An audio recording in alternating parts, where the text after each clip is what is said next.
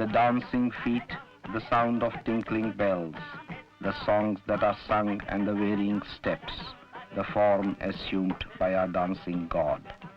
Find out these within yourself, then shall your follies fall away.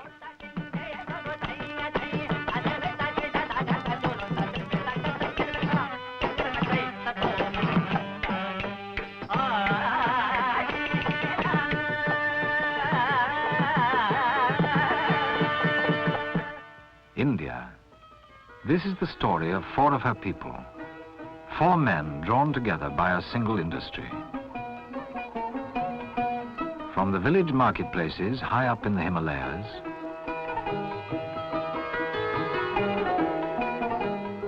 from the desert and towns of Rajasthan,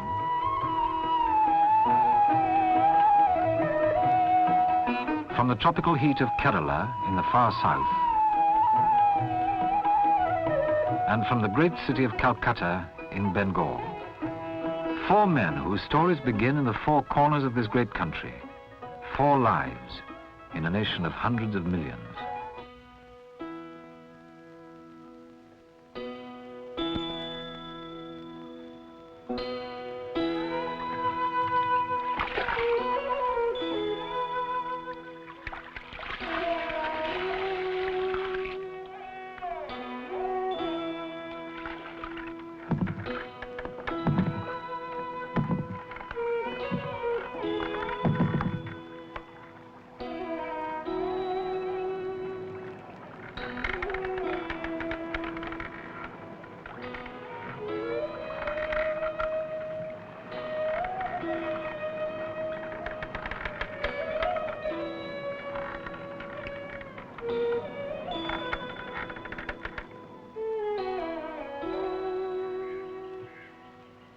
India is still and always will be overwhelmingly rural. Most of her people live in the villages, their way of life responding only slowly to change.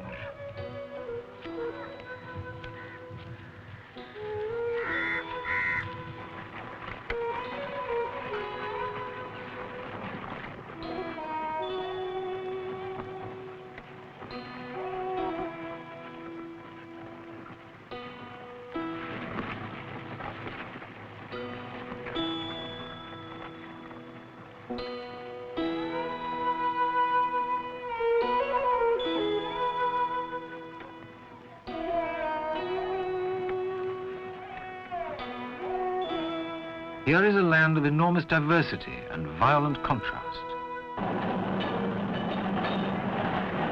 The home of 500 million people, speaking 14 languages and 800 different dialects.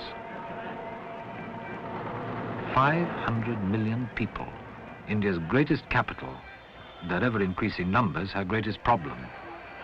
A land of ritual and ceremony, of many religions, Muslim, Sikh, Parsi, Christian, the great majority of her people, Hindu.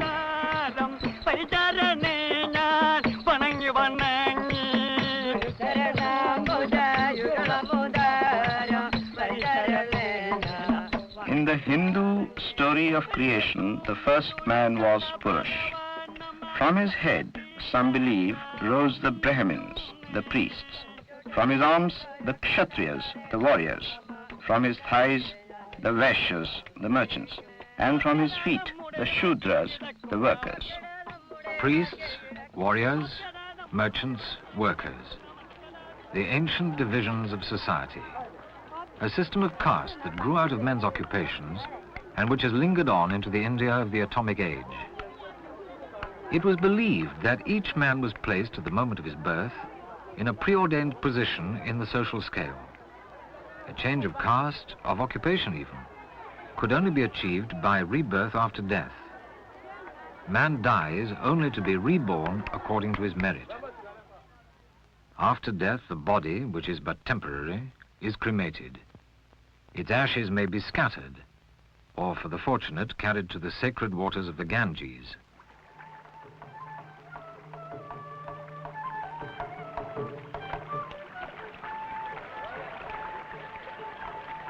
For the living, immersion in the holy river cleanses the body, which is of the moment, and purifies the soul, which is infinite.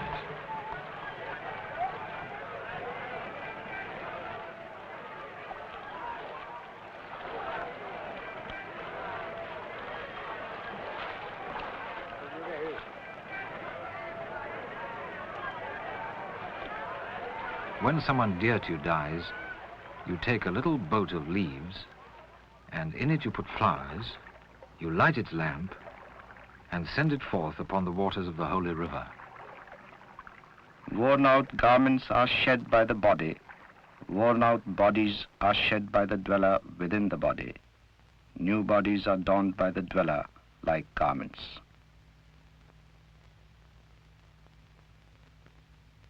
This attitude to life and death, this search for the absolute, finds expression everywhere in India's temples.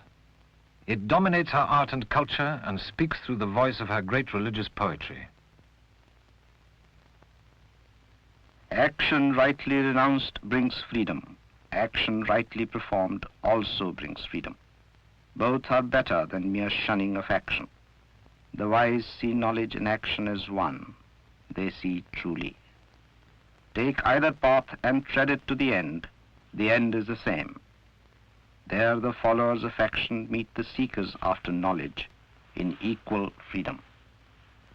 The wise see knowledge and action as one. Pandit Nehru once said, "The temples of modern India are its factories." And today, only the action of industry can transform the age-old poverty of India's millions.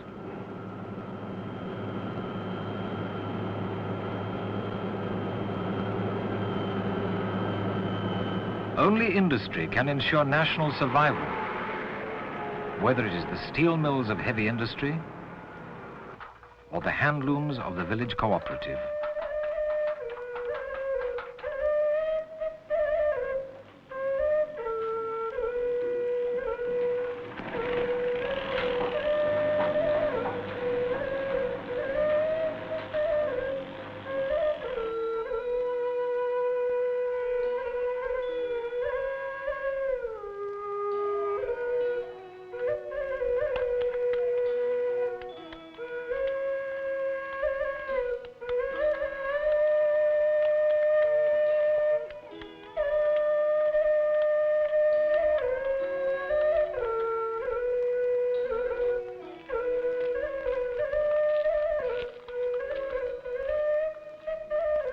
In the remote northern foothills of the greatest range of mountains in the world, the Himalayas, a man of India, this one a salesman, brings the town to the village.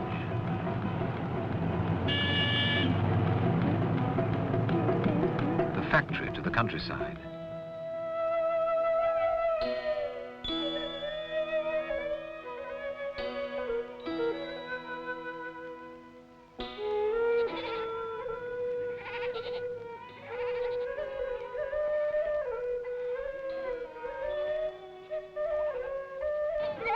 Where sheep and goat tracks were once the only means of communication, new roads now penetrate further every day.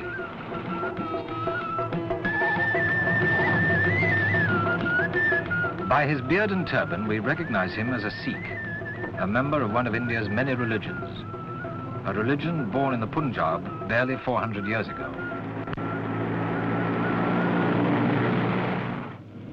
A man of industry now drives through valleys linked for the first time by roads to the outside world.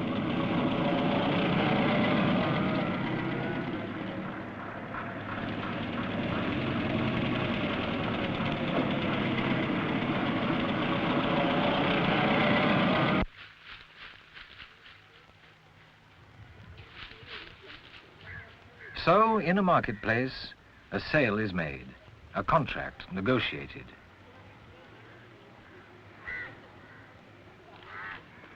Other towns, other villages to be visited. More roads to travel, more people to see.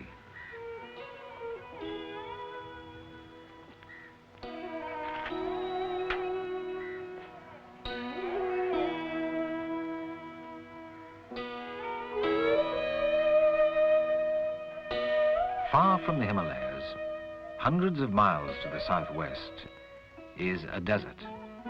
And another story. Rajasthan, whose once princely rulers claimed their descent from the sun and the moon. Today, a man hurries back from the fields to the village which is his home.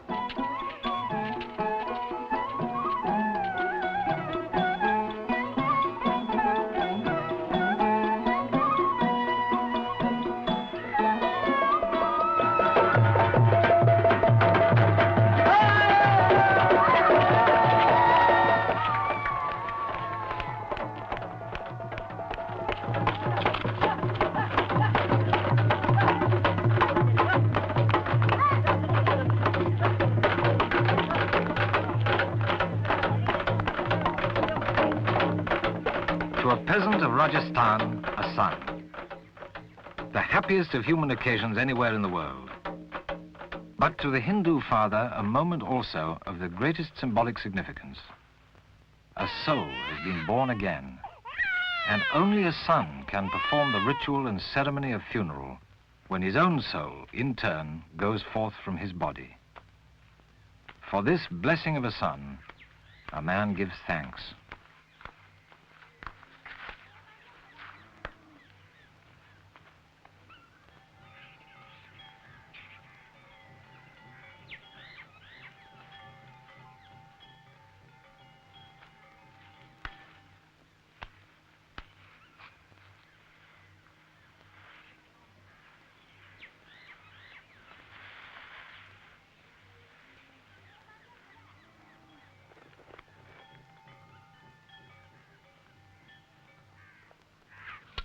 A child is born, a horoscope is cast,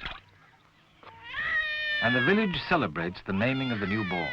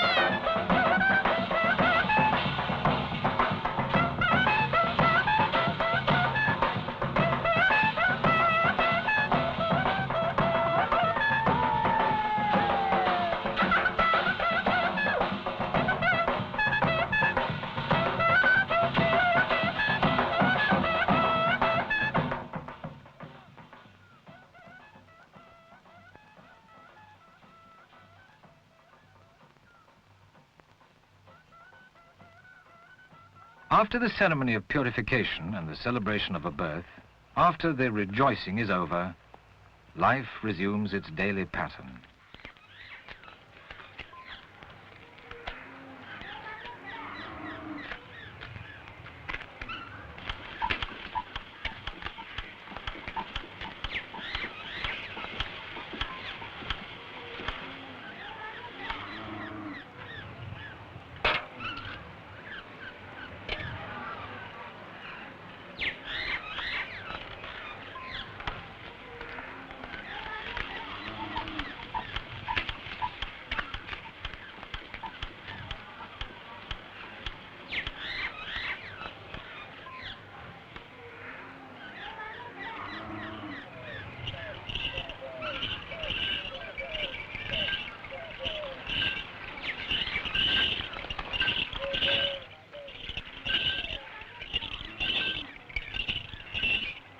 This land is old.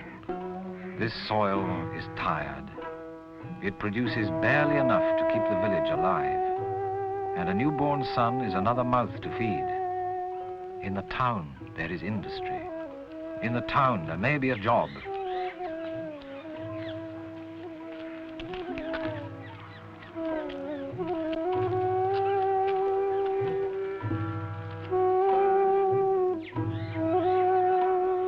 All over India, men are leaving their villages for the new factories that beckon with the promise of a better life and more highly paid work.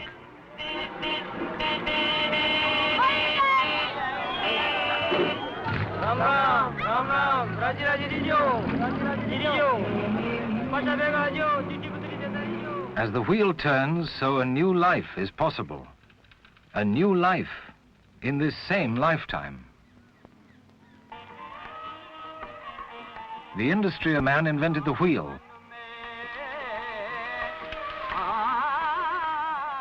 Industry developed radio, overcoming distance and ending isolation. A man need no longer be alone, treading a path preordained for centuries.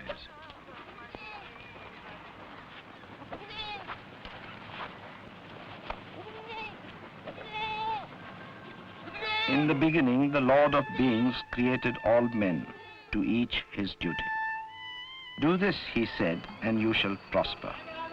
Duty well done fulfills desire. For the fruit of their action, the wise must work also, pointing man's feet to the path of his duty.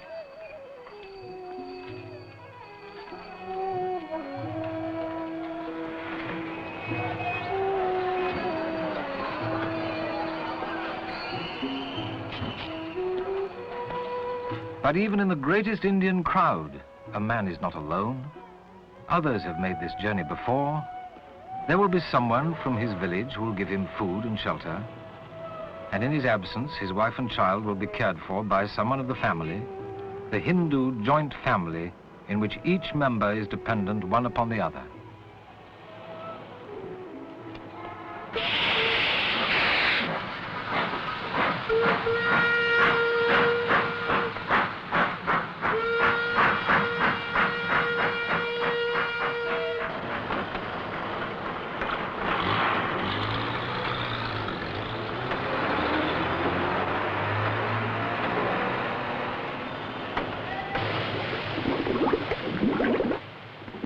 Industry is a great melting pot in which India's many religions and creeds work side by side.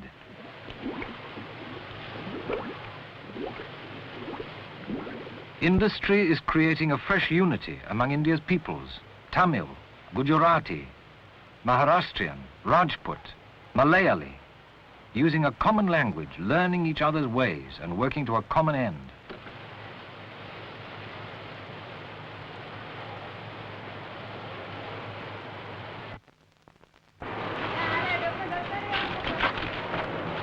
An industry whose products a salesman sells in the far north. An industry in which a peasant from Rajasthan seeks work. An industry in which a foreman in a factory also came originally from a village in Kerala, in the lush south.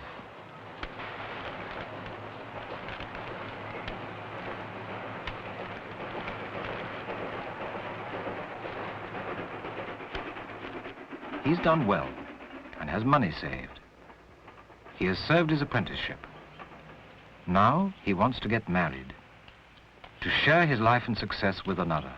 As a married man, he will be able to speak on terms of equality with those formerly his elders, and he wants a son.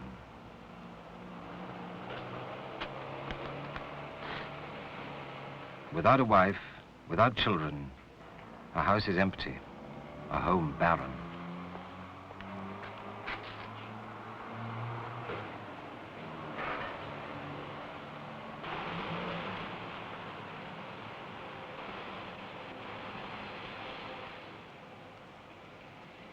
Bombay is nearly 1,000 miles from Rajasthan.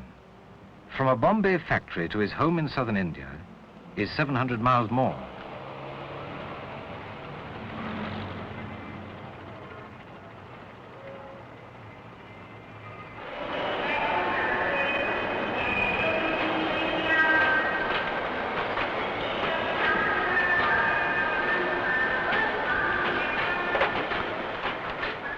The journey to the village of his birth takes 3 days.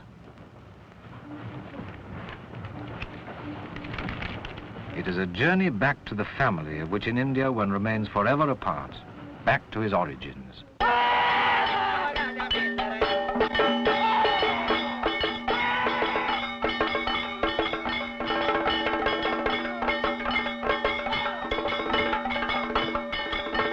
Father to son, unbroken through the centuries, The continuity of Hindu faith and revelation has been expressed in the dance and the drama of the religious festivals.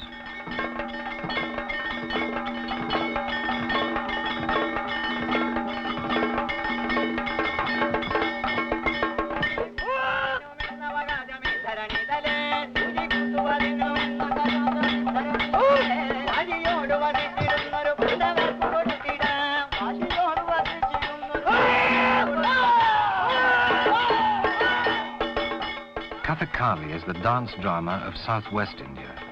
While dancers mime this story, voices chant the narrative of sacred tales known and loved all over India.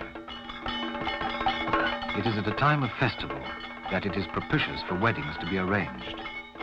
So it is with this girl. As with her mother before her family have arranged a marriage to a man she has never seen. But they are the same caste and the same community, and their horoscopes, written at the hour of their birth, are as the sun is to the moon.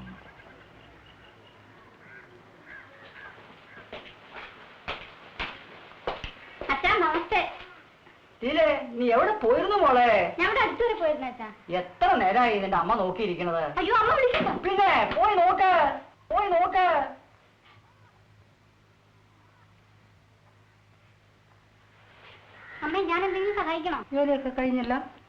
ഞാൻ തൊടി പോയിരിക്കുന്നു അമ്മേ. കല്യാണം കഴിയുമ്പോൾ അതൊക്കെ പഠിക്കും.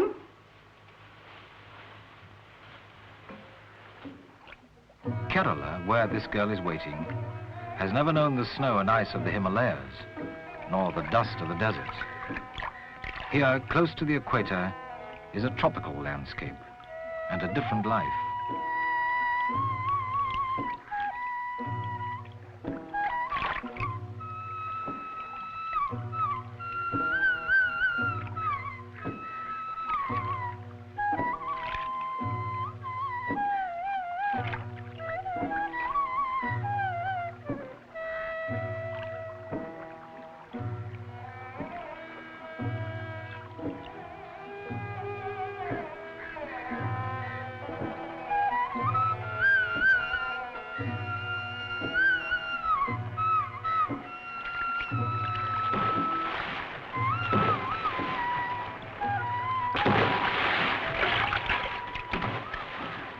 Water cleanses the body, purifies the soul, and makes clean before worship.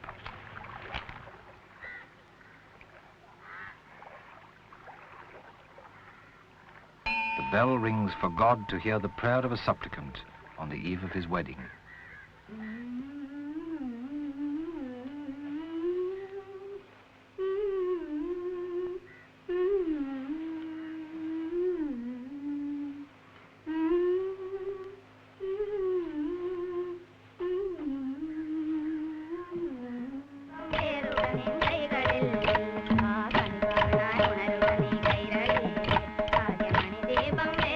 Festivals celebrate the seasons of the year, the coming of the rains that bring life to the earth, the wheel of the stars in the heavens, a ritual in which all over India are forever reenacted the stories of a golden age. King Dashrath from his palace emerged, and the drums thundered signal. Mounted on his great elephant, bred for battle furious, in golden splendor caparisoned. The criers were everywhere, and lustily they called, "Bedeck the city royal, for tomorrow earth will be bride, and Ram will wed her, and wear the jeweled crown."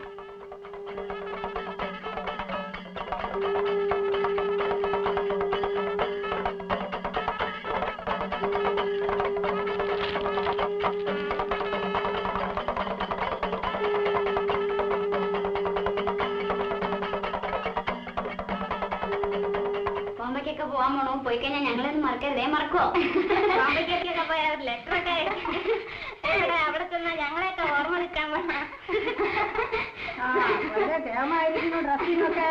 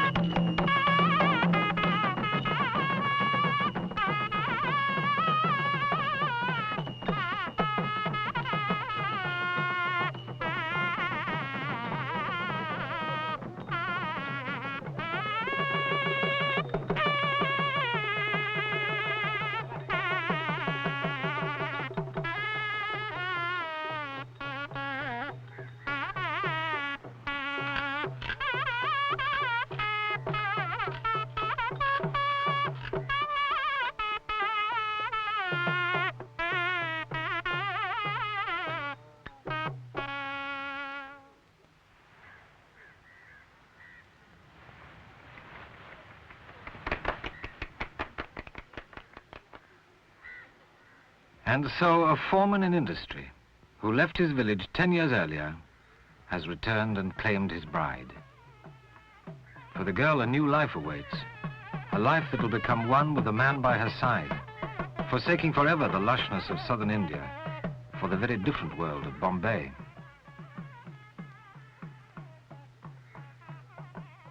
"1,200 miles northeast from Kerala is Calcutta, the great industrial city of Bengal.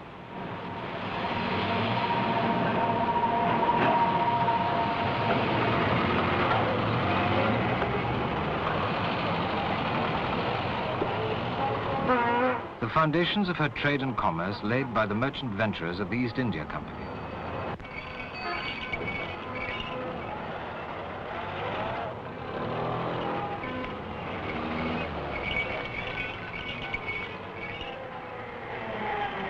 It is no Warren Hastings or Clive who drives through the streets today, but a young business executive on his way home from the factory.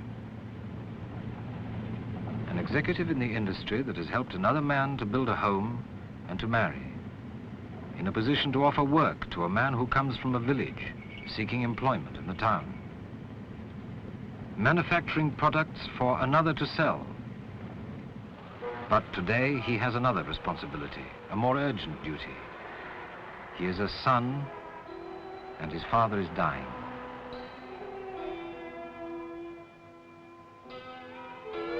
Long did I grieve, not blessed with sons. Then Ram came, and my sorrow ended. Now it is his lot to bear the yoke, and mine the joy to escape.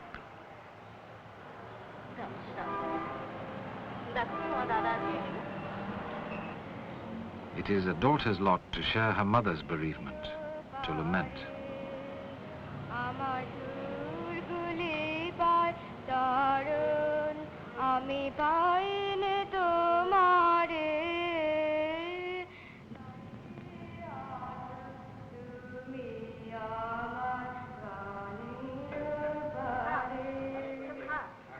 From far and wide, the family has assembled, drawn together at this moment of passing, united in their belief that death be not absolute, but only the shedding of a soul's temporary garment.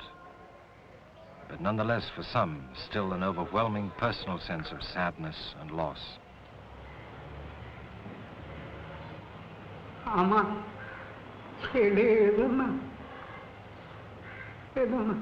আসবে আসবে খবর পাঠিয়েছে আসবে একটু স্থির হ Brightly endowed is my son. It is my wish that my son should also wed the goddess earth, that Ram may shine, that I may free myself from this unending illusion of births and deaths.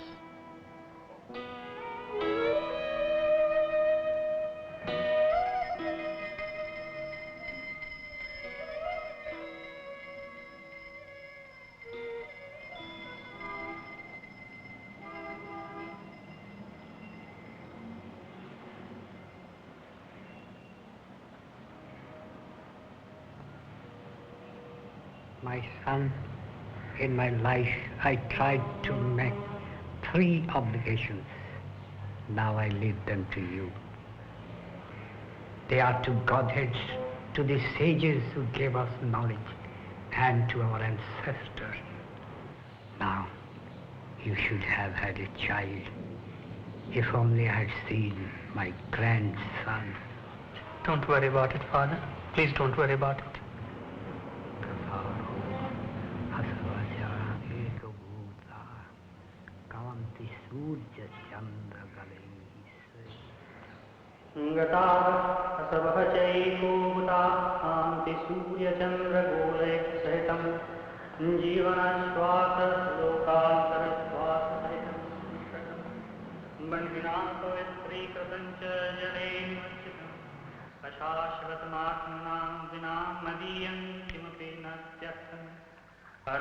Tava prarthananim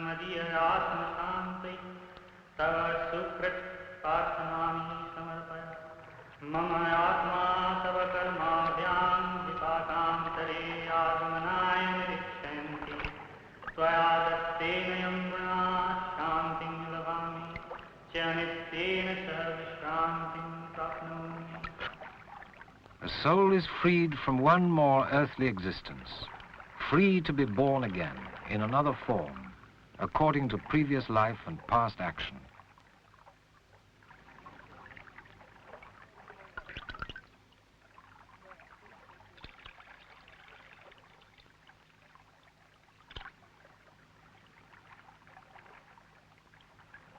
The wheel has come full circle.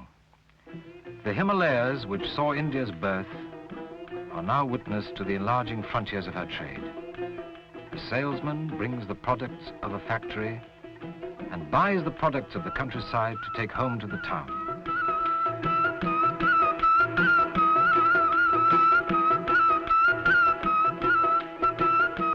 A peasant from Rajasthan who has found work at a factory sends money home to his village.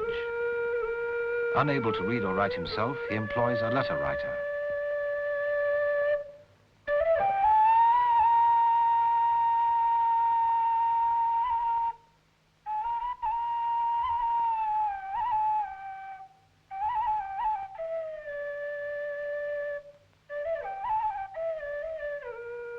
To those that wait, he sends word of a new life, of an India in which the machine may banish forever the drudgery of centuries.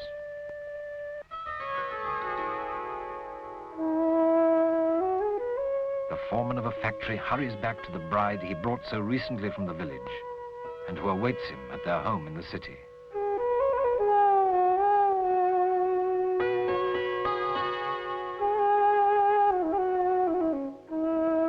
Where the women are honored, then the gods are pleased.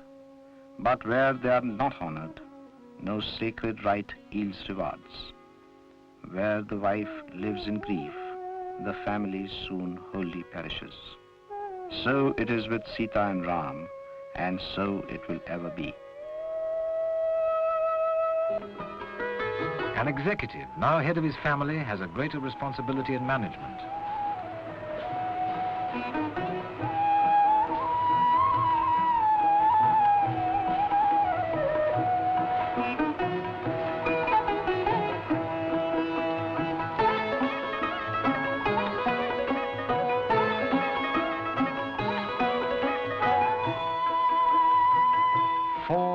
India, whose lives have been touched and quickened by the impact of industry.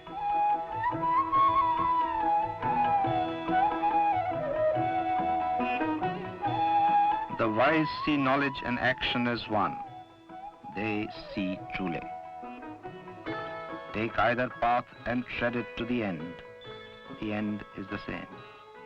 There the followers of action meet the seekers after knowledge in equal freedom.